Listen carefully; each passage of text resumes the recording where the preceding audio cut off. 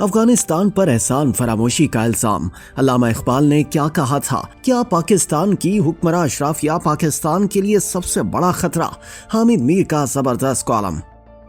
اگست 2021 میں افغانستان کا کنٹرول سنبھالنے کے بعد طالبان حکومت کو دنیا نے دھتکارا، لیکن پاکستان نے اس موقع پر بھی افغانستان کا ساتھ نہ چھوڑا اور اپنے طور پر ہر ممکن تعاون اور امداد کا سلسلہ جاری رکھا۔ لیکن گزشتہ ہفتے پاکستان میں کئی حلقوں کو حیرت کا شدید دھچکا لگا جب پاکستان کے حریف ملک بھارت کے سیکرٹری خارجہ وکرام مسری اور قائم مقام طالبان وزیر خارجہ امیر خان متقی کے درمیان دبئی میں ملاقات ہوئی۔ سال 2021 میں افغانستان کا کنٹرول سنبھالنے کے بعد طالبان اور بھارتی حکومت کے درمیان یہ اعلیٰ سطح پر ہونے والے پہلے مذاکرات تھے جس میں سیاسی و معاشی تعلقات کے فروغ پر بات ہوئی۔ یہ ملاقات ایسے وقت میں ہوئی جب افغانستان اور پاکستان کے درمیان تعلقات کشیدہ ہیں۔ پاکستان کا الزام ہے کہ اس کے خلاف کارروائیوں کے لیے افغان سرزمین استعمال ہوتی ہے، تاہم افغان حکومت ان الزامات کی تردید کرتی ہے۔ ایسے وقت میں بھارتی سیکرٹری خارجہ اور قائم مقام طالبان وزیر خارجہ کی ملاقات نے پاکستان کے زخموں پر نمک چھڑک دیا اور کئی حلقوں کی جانب سے ایک بار پھر افغانستان کو احسان فراموش قرار دیا جانے لگا۔ لیکن کیا واقعی افغان احسان فراموش ہیں؟ سینئر صحافی و کالم نگار حامد میر نے اپنے تازہ کالم میں شاعر مشرق علامہ اقبال رحمۃ اللہ علیہ کے اشعار کی روشنی میں اس الزام کی حقیقت بیان کی ہے۔ حامد میر لکھتے ہیں کہ یہ تقریباً 9 برس پرانی بات ہے۔ پاکستان اور افغانستان کے تعلقات انتہائی کشیدہ تھے۔ افغان صدر اشرف غنی پاکستان پر طالبان کی پشت پناہی کا الزام لگا رہے تھے۔ پاکستان کی طرف سے افغانستان کے راستے بھارتی مداخلت کا الزام لگایا جا رہا تھا۔ پاک افغان بارڈر پر سرحدی جھڑپوں کا سلسلہ بھی شروع ہو چکا تھا۔ پاکستان کی طرف سے تورخم بارڈر پر ایک گیٹ بنایا جا رہا تھا۔ افغان حکومت اس گیٹ کی تعمیر پر اعتراض کر رہی تھی کیونکہ اس کے خیال میں گیٹ کی تعمیر سے قبل افغانستان سے اجازت نہیں لی گئی۔ پاکستان کا موقف تھا کہ یہ گیٹ پاکستانی حدود میں تعمیر کیا جا رہا ہے، لہٰذا افغانستان سے اجازت لینے کی ضرورت ہی نہیں تھی۔ جب معاملہ طے نہ ہوا تو افغان نیشنل آرمی نے گیٹ تعمیر کرنے والے عملے پر فائرنگ کر دی۔ پاکستانی فورسز نے جوابی فائرنگ کی تو افغان فوج بھاگ گئی۔ اگلے دن پاکستانی فوج کے افسر میجر علی جواد چنگیزی اپنی نگرانی میں گیٹ تعمیر کروا رہے تھے۔ افغان فوج نے ان پر براہ راست فائرنگ کی جس کے باعث وہ شہید ہو گئے۔ ان کی شہادت سے دونوں ممالک میں کشیدگی مزید بڑھ گئی اور افغان فوج کے جوان بھی مارے جانے لگے۔ پاکستان نے چند ہفتوں کے اندر تورخم بارڈر پر گیٹ کی تعمیر مکمل کر کے اس سے باب پاکستان کا نام دیا اور کراسنگ ٹرمینل کو میجر علی جواد چنگیزی ٹرمینل کا نام دے دیا۔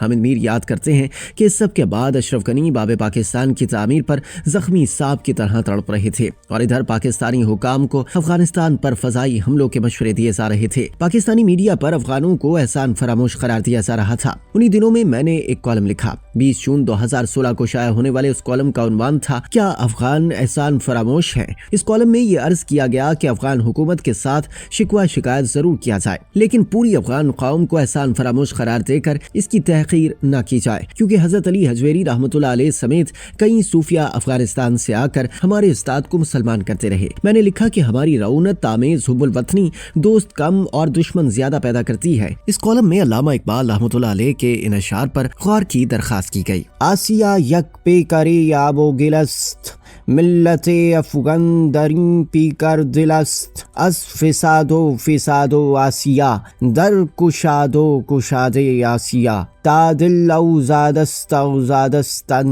ورنہ کاہی در راہ بودائی استن۔ ان اشعار کا مطلب سمجھاتے ہوئے حامد میر لکھتے ہیں کہ ایشیا آب و گل کا ایک پیکر ہے اور اس پیکر کے اندر ملت افغان کی حیثیت دل کی مانند ہے۔ اس دل میں فساد سے سارے ایشیا میں فساد پیدا ہو سکتا ہے اور دل میں سکون سے سارے ایشیا میں سکون پیدا ہو سکتا ہے۔ حامد میر اصل مسئلے کی جانب اشارہ کرتے ہوئے لکھتے ہیں کہ اس کالم پر اس وقت کے army chief general Raheel Sharif اور ان کے کچھ متکبر ساتھی سخت ناراض ہوئے۔ انہوں نے سوشل میڈیا پر میرے خلاف ایک مہم شروع کر دی۔ حالانکہ مذکورہ کالم میں واضح طور پر میں نے یہ لکھا تھا کہ افغان حکمران یاد رکھیں اصل مسئلہ نہ کابل میں ہے نہ اسلام آباد میں ہے بلکہ اصل مسئلہ دہلی میں ہے، جہاں پرتھوی راج چوہان کے پیروکاروں کو محمد غوری کے لیے خواجہ معین الدین چشتی رحمۃ اللہ علیہ کی حمایت نہیں بھولتی اور شاہ ولی اللہ کی طرف سے احمد شاہ ابدالی کو لکھا جانے والا خط نہیں بھولتا جس میں برے صغیر کے مسلمانوں کی طرف سے مدد کی اپیل کی گئی تھی۔ حامد میر لکھتے ہیں کہ میرے اس کالم میں افغان حکمرانوں کو یاد دلایا گیا تھا کہ بھارت ماتا کے پجاری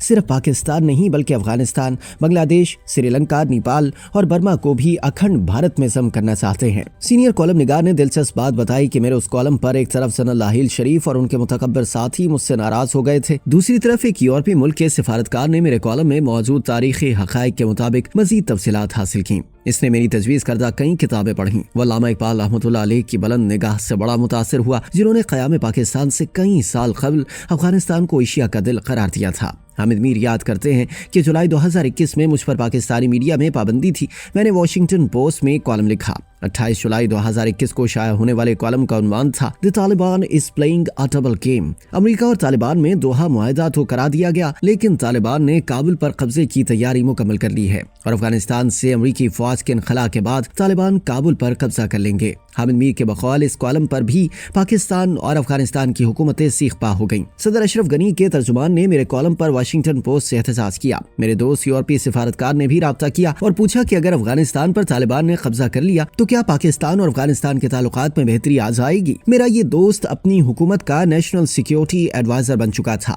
मैंने इसे बताया कि तालिबान के आने के बाद भी पाकिस्तान और अफगानिस्तान के ताल्लुकात में बेहतरी का इम्कान कम है, क्योंकि हमारे अरबाब इख्तियार दोस्तों को दुश्मन बनाने में अपना सानी नहीं रखते। हामिद मीर बताते हैं कि मेरी ये बात सुनकर यूरोपीय सिफारतकार ने मुझे याद दिलाया कि तुम्हारे पास अल्लामा इकबाल जैसे शायर के कलाम की दौलत है, जो पाकिस्तान, अफगानिस्तान, वस्ती एशिया, ईरान, तुर्की और मशरिक़ वस्ता के ममालिक से दोस्ती का पैगंबर है। मैंने उसे बताया कि अल्लामा इकबाल फ़लस्तीन के बहुत बड़े हामी थे, इसलिए पाकिस्तान में एक ताकतवर लॉबी उन्हें अपने मफादात के लिए खतरा समझती थी। इकबाल अवाम का शायर है, खवास उनके दुश्मन है। अपने ताज़ा कॉलम में हामिद मीर ने मजीद बताया कि ये सिफारतकार आजकल अपने मुल्क में वज़ारत ख़ारजा के एक अहम ओहदे पर फाइज है। परसों उसने तवील अरसे के बाद मुझसे राब्ता किया। उसने मुझे अफगान वज़ीर ख़ारजा और भारतीय सेक्रेटरी ख़ारजा की मुलाकात की तस्वीर भेजी और 2016 में शाया होने वाले कॉलम का तर्जुमा भेजा, जो डेनमार्क के एक अखबार ने शाया किया था। उसने सवाल पूछा कि क्या तुम अब भी यही समझते हो कि अफगान एहसान फरामोश नहीं होते।